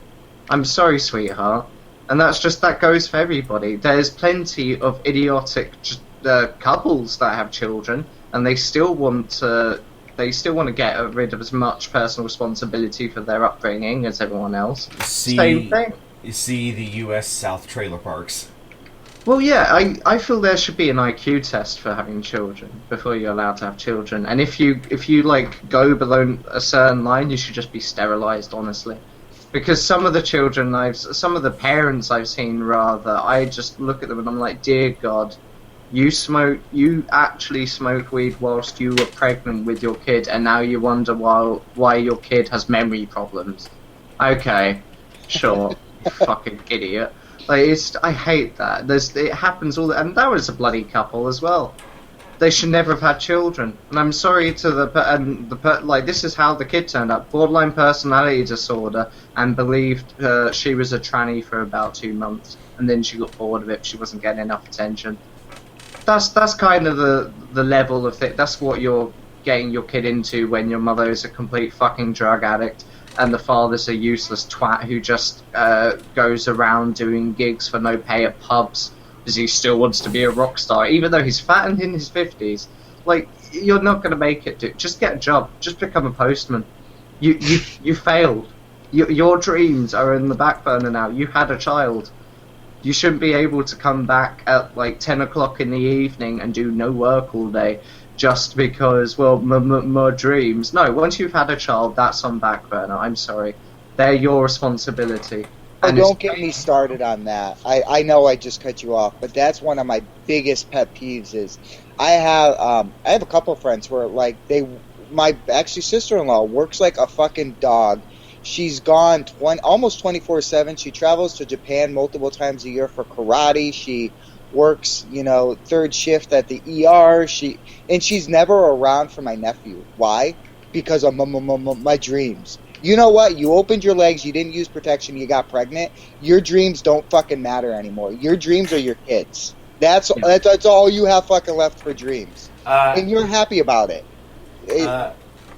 Code, we actually have something here in response to Pigeon, believe it or not, on the Twitter feed from Hinochi. This is actually the person who did that clip at the beginning of the show of the "Is mayonnaise a gender?"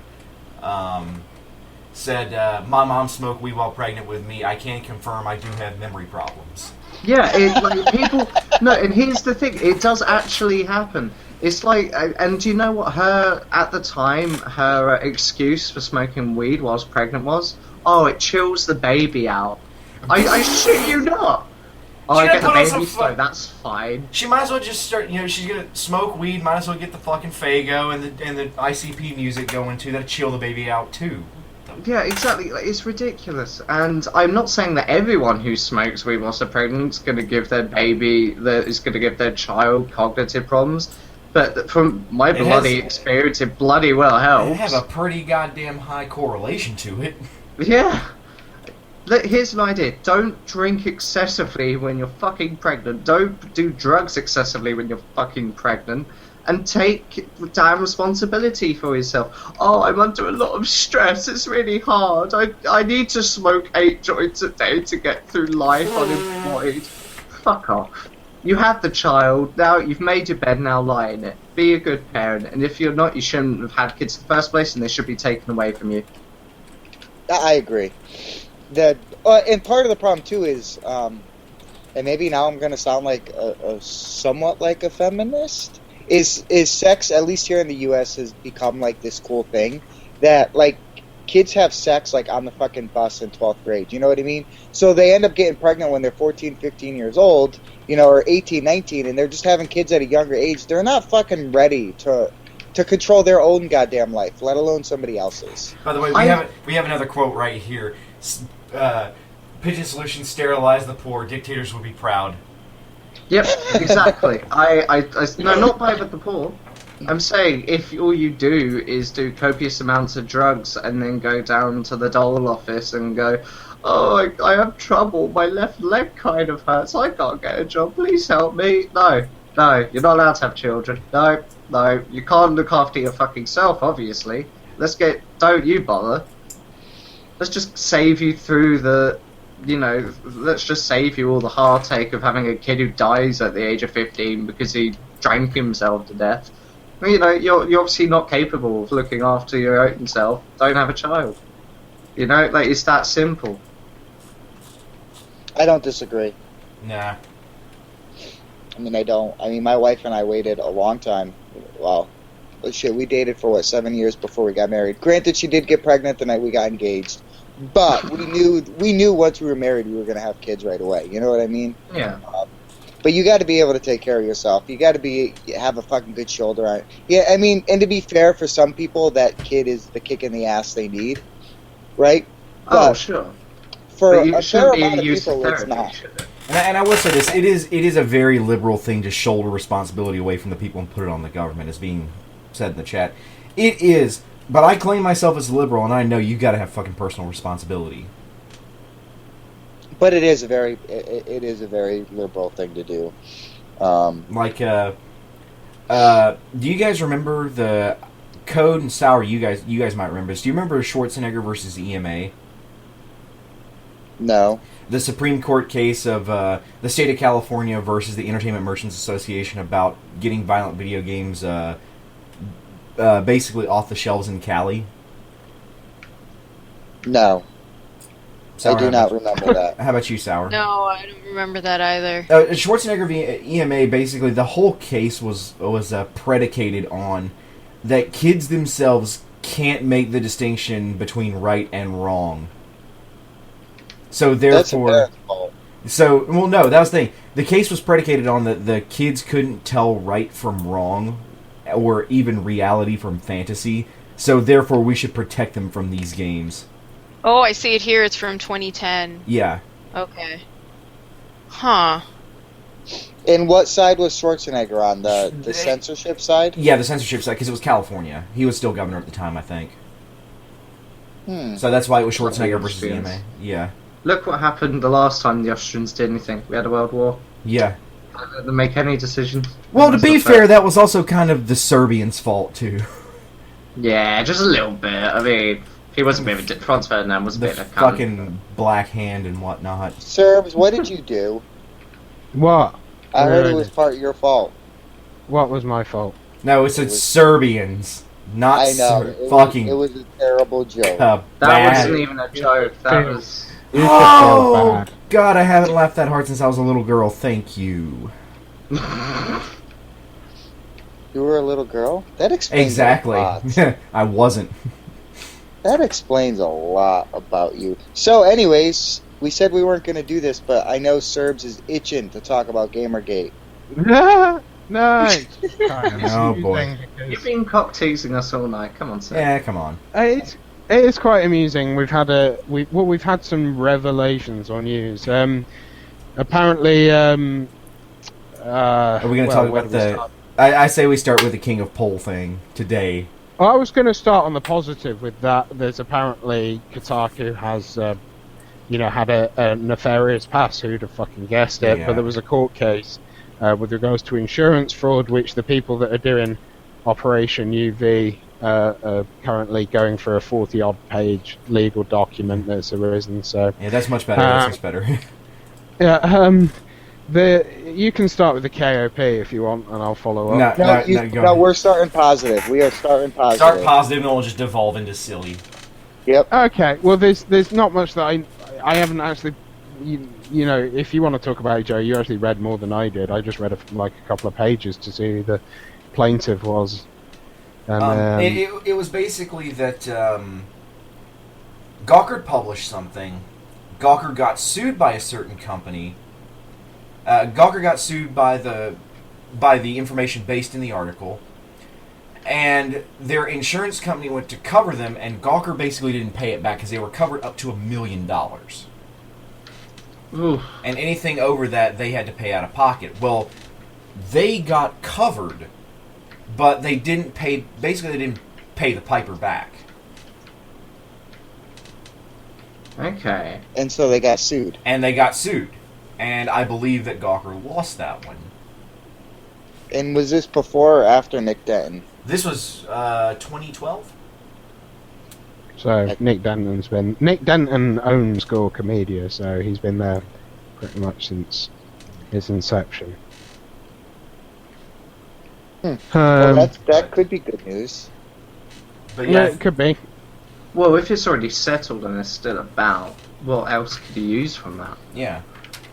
You could use it to laugh at him some more. That's what I do. That's why I shit post on the tag now. It's just like, it's fun to shit on people. Don't get me wrong, it is absolutely fun to shit on people sometimes. But yeah, we kind of do lose focus in just the shit posting and stuff like that. It's good to do it on occasion, but just don't get caught up in the shit posting. Don't get caught up in shitting on SJWs. Just concentrate on the ethics. It is about. It's about games, ethics. Jonathan. Search for favors. All right, so I guess that was the good news. So then let's Move on to the There's silliness. more. Oh, there There's is? more negative than there is positive. The Zoe Quinn had an op-ed published today in the Guardian because apparently she's still in the UK. I didn't realise that, and it just basically confirms that the public perception still is that Gamergate is a big pile of poop, and especially the writer. There's not. I'll tell you what. She's not flat out lying, but she is basically twisting, the truth. to suit her. Disingenuous. Yeah, she is disingenuous. But if you actually look at it in context, I mean, she has 16 gig apparently of crap that she can just pull out, which is the harassment. You know, they pulled out the Brianna Wu fucking dead dog thing that happened recently as well, in showing how fucking tasteful Gamergate is, which apparently it was that Gothzilla that did that apparently. yes, So it was. that's fucking classy as fuck. The second thing that we happened, which also, so that answers the question about public perception of Gamergate. Again, it's still at a time low. There's Brad Wardell, the whole debate on Stardock with the Stardock stuff, where That's basically Zoe Quinn was arguing with feels and Brad Wardell argued with logic. And now she's saying that Stardock is a hateful company, which I stand. I tweeted it out earlier today. I stand with Stardock, and I still do, because I love Sins of a Solar Empire. Stardock, churns out quality products, quality RTSs. They make you think on a lot bigger level, especially Sins of a Solar Empire, which has a multi-area focus rather than something like, say, StarCraft. Well, so here's the thing. I don't know if people realize what happened. So what happened was somebody at one point or another a couple months ago made a comic about Zoe Quinn giving him head and something about, hey, now I can get a good review, or whatever the comic was, right? It was kind of funny. I mean, Zoe Quinn in the comic was a lot better looking than she is in real life, so I mean, there's that. And then he later pulled the comic down and apologized. And then he said something a month later on Twitter about, hey, I love doing this. I wish I could get paid to do comics about Gamergate, right? And Brad Wardell, like he does frequently if you look at his Twitter, noticed it and replied with, are you in the U.S.? Stardock is hiring. Here's our email address, right? Like, in no way offering a job or anything, just saying, hey, Stardock's hiring. You know what I mean? Zoe Quinn latched onto it and basically said Stardock was a hateful company and dredged up all those false accusations about Brad Wardell raping people and being a sexual harasser and groping women unfairly and blah, blah, blah, as if there's a fair time to grope a woman, which is all the time. And just basically, like, lying about Brad Wardell, and Brad Wardell tried to, like, talk to her legitly and say, you're wrong. This is not what happened. I didn't know. And now Zoe Quinn's calling for boycotts, and so is Brianna Wu. And didn't we go through this? Wasn't, like, Roguestar threatened with FTC or, like, legal action for calling for boycotts against other devs? Yes, and it was. And now devs are threatening to boycott other devs. I mean, we got BWoo threatening to boycott BWoo calling for calling for boycott of Stardock, saying that I shouldn't buy the games and you shouldn't either because they're a sexist company. So that was a fucking mess. But Brad Wardell's got balls for standing up to it, so good for him. What else do you got, Serbs? We've got the other thing about the co-opting of the right, basically, of Gamergate, with King of Pole going on potentially on Fox News, although that might have been scuppered by the other half of Gamergate, which is fractured. Is that the right word? Fragmented. Fragmented, yeah. Well, the movement is fractured at the moment. It is split in two, and it is the fragments are fighting with each other at the moment.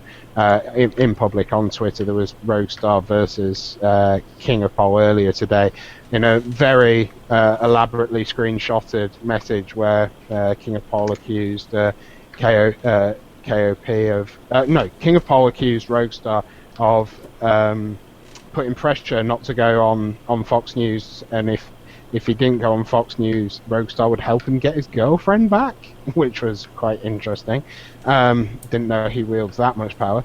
But it was out of context apparently with the whole message, as Roguestar then posted the whole fucking thing. Yeah, did you read it? I did read it. And it wasn't even so much threatening, right? It was like, hey man, be on our side, right? Well, there's a lot of people here who can help you basically solve your problems. I mean, he used his girlfriend directly, right? And that is sort of fucked up. But he was like, we can be on the same side, Please don't go on Fox. We don't need to be co-opted by the right, essentially. You know what I mean? Plus, you're not a good sport. Even Alec Baldwin has pointed out that it might be a bit of a bad move for people to do that Really? And Yep. yeah, he did. He did actually say that. What did he say? Adam Oh, Baldwin's been quite active on Twitter in the last couple of days regarding this. But it really does. It just shows like we are now becoming. I literally put a picture up of ketchup from the Occupy movement and just equals KOP, because imagine if somebody like King of Pole ends up on the television, like they go, oh, and you go by the moniker of King of Pole. What the fuck does that mean? To the real world, so you stand by a movement that's been where it's all about being, ethics and journalism supposedly, but just seems to be about fucking harassment.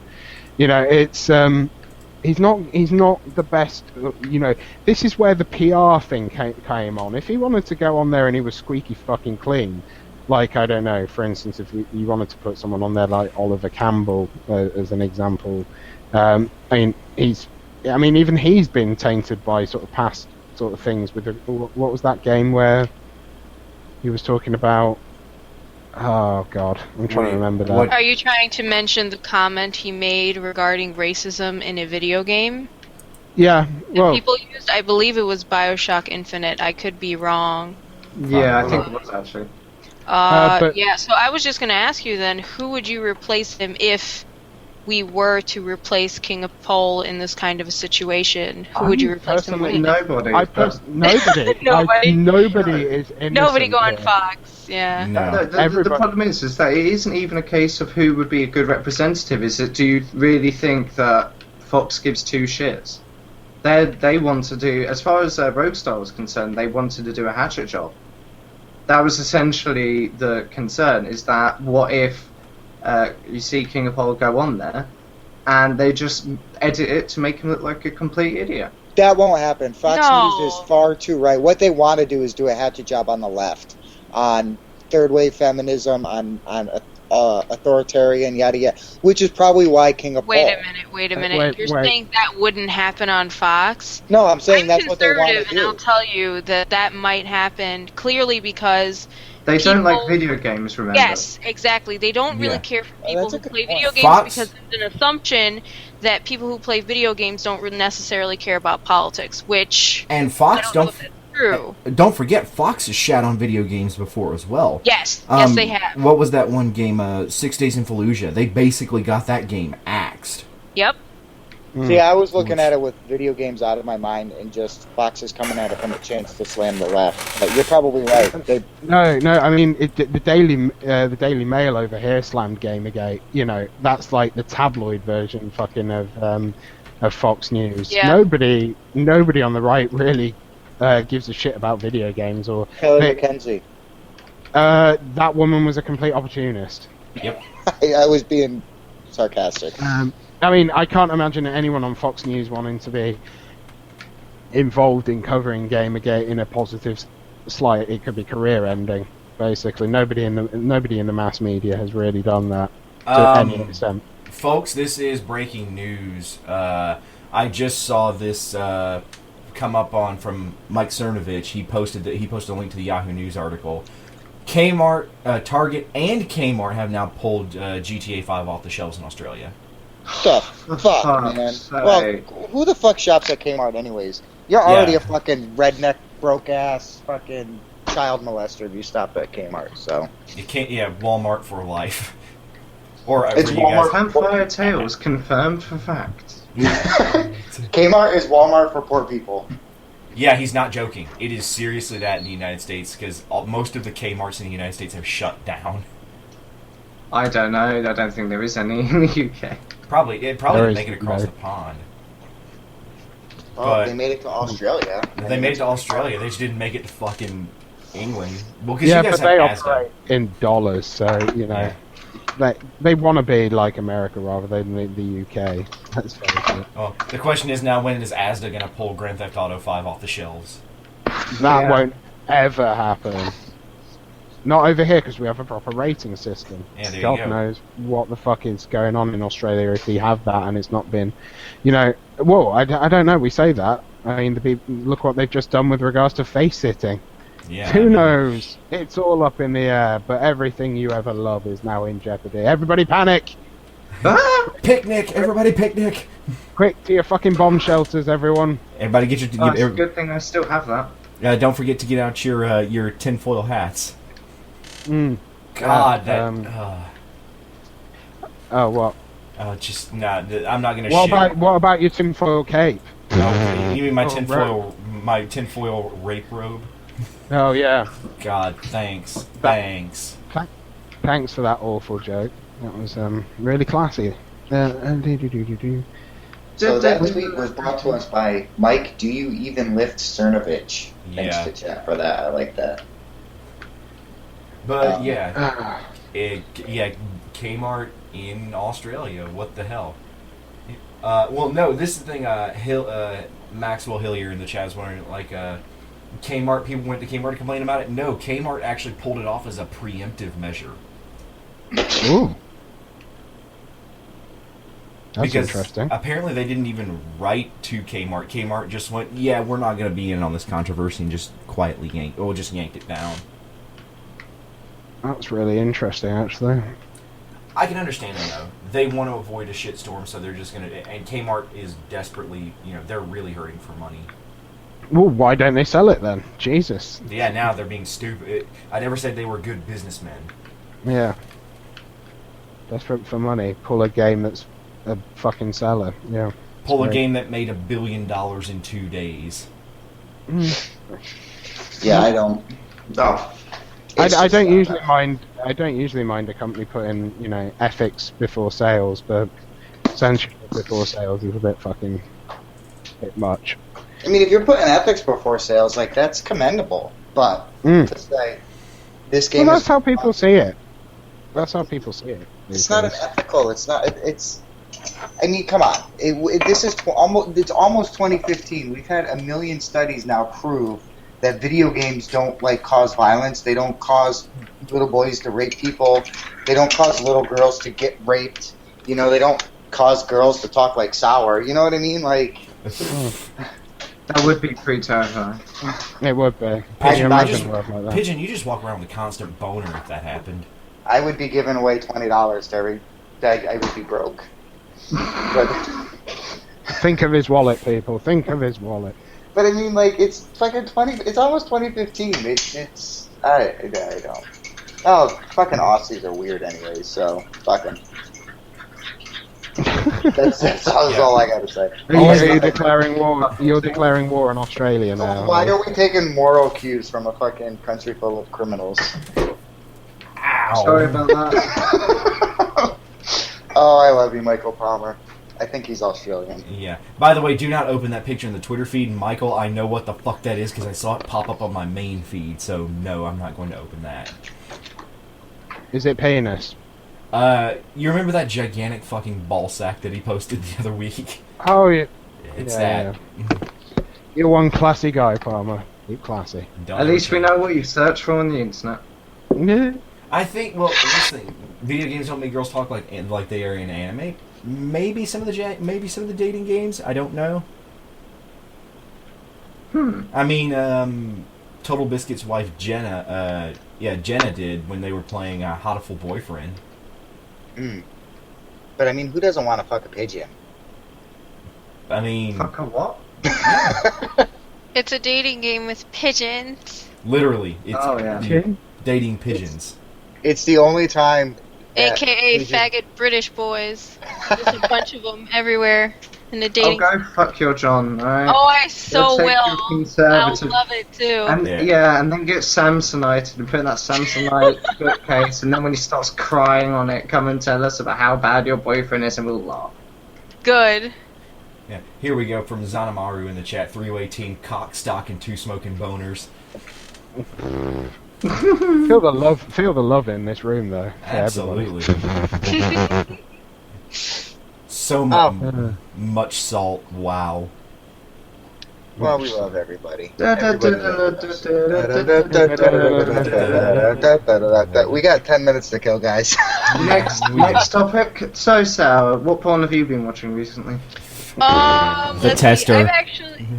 No. We're not going to talk about the tester. I will never watch that as long as I live. Just to let you know. Shut up. I'm interested in what porn she's been watching. Of course you fucking. Isn't that what you asked her? Yeah. Let's talk about the tester. Oh, God. Well, me and Pigeon are proud, and hopefully Serbs are gonna watch the No. tester, which is which is a reality TV competition show for PlayStation or Sony. It Where was you for- get to It was for Sony, and it was originally aired as an exclusive thing for PlayStation Network. yeah. Oh, So fuck, I'm watching this. Is it bad? It is oh, horrible. it is so bad. Like the first one, just to spoil it for everyone because it's that bad. Is where you have to go through an interview where there's a box on your head and they pour cockroaches through a hole, and The you fuck have to does give have that. to do- It has to do everything. You know, bugged walls. You It's know, just awful. well, Yeah, it's awful. you know how desperate a show is when you, honest to God, know who their biggest celebrity is. Yeah. Ego Raptor. Ego Raptor. Ego Raptor is the biggest celebrity they could get to do season 2 of the tester. I'm still watching that. I am So yeah, we fucking might. watching that. I don't know if we could Mystery Science Theater it, like riff it, but I don't know. We'll it just. we'll must talk be about it. copyrighted. To Yeah, not we quite will so. talk about it though. So, Yeah, it's copyrighted to fuck because it is a direct product of Sony. like everything in there, just so much product placement. It's amazing. It's just one gigantic product placement. Yeah, and it's, the biggest celebrity they could get was Ego Raptor, and the hallmark of a very, very high budget show by a multi-billion-dollar corporation, the prize for it was to be a fucking playtester for Sony. Yeah. No, it was a job at Santa Monica. Was it Santa Monica Studios as Yes. on the production? Oh, it was actually on the Side of production team? Yeah, but I think that was the concept, is that you are going to be a tester. But I don't think. Yeah. I think too many people just didn't give a shit. Yeah. I Who think went on there probably. I think Xanamaru's got it right. It should have been named Tester. Test her.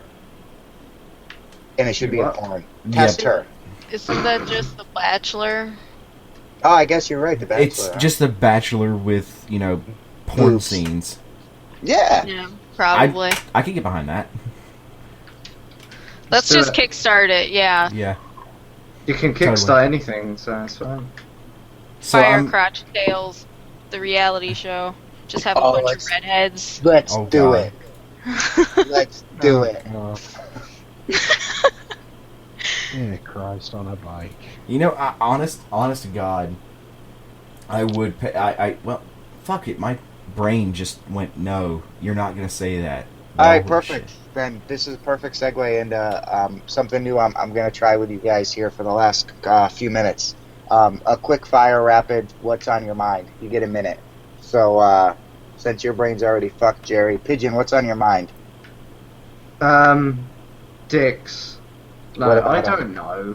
What kind of question? No, quick fire questions is a better segment to have, not bloody what's on Okay. your mind. What's Okay, been, my brain just rotated around, so I can. My mind's telling me no, but my body. Sorry. This week, Jerry, what's on your mind? This week, I encourage everyone, if you can, there is going to be the launch of the Orion, which is the U.S.'s manned return to space. It's going to be an Apollo-style capsule. They're going to start covering it at 4 a.m. Tomorrow, actually, and the launch is going to be at 7, and they've got a 2-hour launch window. So, this is America's manned return to space flight. Everybody go watch it, because this is going to be like our pre-mission to Mars stuff. Which they're hoping to do by the 2030s. Yep. Is put a man on Mars, so. Serbs, what's on your mind? The King of Pole quote, "Fuck you, moderates." That was that's on my mind today. That just sums up what Gamergate's turned into for me. And IA, don't forget that. Oh yeah, that's right. Yeah, Sargon's had a response video to that, which was quite. Quick interesting. fire questions. Fuck, marry, kill. Anita Sarkeesian. No, that one's too easy. Brianna Wu, Zoe Quinn, and Leigh Alexander. Go, Serb. Wait, what was it? Fine. Fuck Zoe Quinn, marry Anita, and kill Wu. No, Anita isn't on there. Oh, who was it? Leigh Oh, Alexander. yeah. No, I don't want to live with Leigh Alexander, and I don't want to live with Brianna. So what do you want to do? I don't know. Fuck Zoe, Mary, and fuck Try. fuck Zoe, Mary, Anita, and then kill myself. No, Anita isn't on there. You're not allowed to do the kill yourself. Oh, fuck you. Why not? Yeah, That's a seriously. cop out. And Come on, is this hard, guys? Fuck Brianna Wu.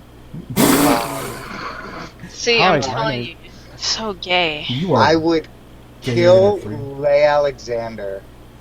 And I guess I would marry Zoe Quinn. I mean, I would have a Patreon account and money from a game jam. So I would also know how to deal with the she's a pressure. proud feminist, remember? Mm. You'd have nothing. Your balls would be in a vice. I would get pegged. Yeah, So- you might enjoy it. So, what's there to lose for you? I still like Patton's solution from Sunday, which is just hate fuck the hell out of it. You get Sarkeesian and turn her into a biker chick. Yeah, no, That he was turned it amazing. into the meanest biker bitch. I love that. That is amazing.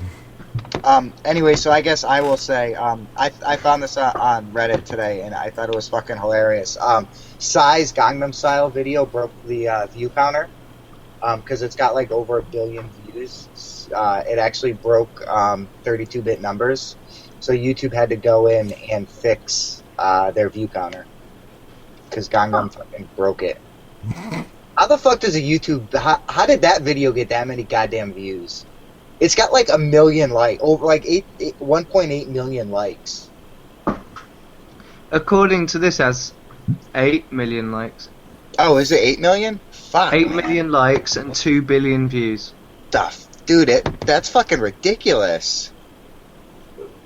What can I Yep, say? 2 billion. What can I say? People like a dude screaming at a girl's ass.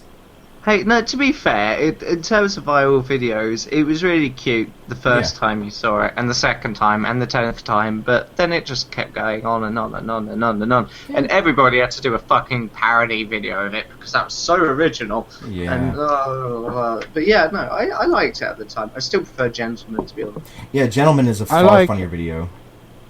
Wait, what's the actual song? Sorry, again. Gangnam Style? Oh yeah, I did find the Gangnam Hybrid Theory mashup, and that was fucking awesome. Yeah, Gangnam Theory or something. Yeah, Gangnam Theory, it's fucking awesome. Go check that out on It's an SoundCloud. entire album of Hybrid Theory by Linkin Park mashed up with Gangnam Style. It's quite Yeah. fun. But anyways, that's it for us. It is just about 10:30, so Remember, guys, if you're interested in watching us again, do subscribe or follow any of us on Twitter, as our handles are in the right-hand side. We will be back on Sunday at what time code? 8:30 p.m. Eastern Standard Time, per usual. I just want to pimp out that because Sargon pimped us out, we will be running a Gamergate call-in stream with Sargon tomorrow. If people want to get involved with that, check out his Twitter, and there'll be instructions on how to do it. So Pretty much just tweet at Serb and call them a cunt. Yeah. Yeah. Do that. if you call me a cunt, you're definitely not getting on. you're Yeah, but I call you a cunt all the time, and you still would let me on. I'm not letting you on. You're just spaghetti everywhere. Sargon, love you. I totally would spaghetti everywhere. And remember cftales.com. There, people, everybody here has written some cool stuff. Some awesome stuff. Probably some stuff people won't like because it's not shitting on Gamergate, but basically goodbyes from Gamergate. So maybe that'll make people angry. Joaquin actually tweeted us before we go. We got one more question. Okay. What's you guys' favorite hentai, either animated or manga? Ooh. That is a tough question. Ooh, what is my favorite hentai? Bible Sour. Black. Honestly, That's a classic. That is a classic. Bible Black. Yeah. I'm gonna have to go with one titled Akiba Girls. Just because I like. Oh, I know that one. Yeah, it's really good art style. Really, really kind of funny. Did you enjoy this storyline? Yeah, it was kind of cool. Sal, what's your favourite hentai? Trying to think. I think the one that I most recently looked into and I thought it was hysterical was Otaku in like 10,000 BC. It was great. It was a time travel one. I like the silly ones, you know. I like that, and yeah, Bible Black though is is a classic. I like the original stuff. I don't really go for the what is it called, doujinshi? Yeah, Dojin Yeah, can I don't sometimes really- be just trash. Yeah, To I me, don't shit's all really go for trash. that. You know, there's also, what was it called? Love Story or something like that? Ah, fuck. It was a PC. Marshmallow wife or marshmallow girl, No, awesome. I think it was Love Story Hentai. It was an old PC game. I will say this: there Um, are some brilliant Dojin of stuff like Love Live. Was it True Love? I think it's True Love, which was brilliant. Is it called True Love? Yes, True Love was a brilliant fucking hentai video game. Yes, yes, Joaquin. That is the Bible Black is the one with the dick sucking angels. Yes. Yep. Yep. No Friday stuff this week. The Friday stuff is next week. No, the I thought week after. Week after. No, actually, we don't do Friday until January. Actually. Oh no, we haven't done one this month What? yet. So yeah, we Oh, need to do one then this I month. guess we do. So next Then? week. Hold on, I'm gonna fucking look because I don't remember.